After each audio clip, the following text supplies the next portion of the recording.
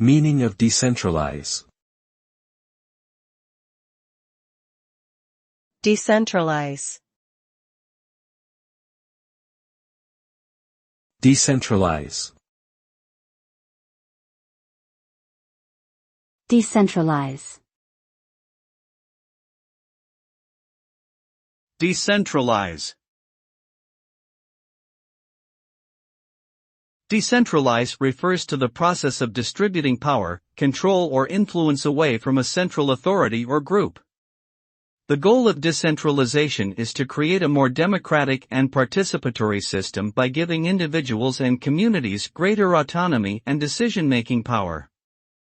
Decentralization can result in a more efficient and effective distribution of resources, as well as increased accountability and responsiveness to local needs. It can also help to promote innovation and diversity by allowing for experimentation from smaller, localized groups. Ultimately, decentralization has the potential to empower individuals and communities, leading to more equitable and sustainable societies.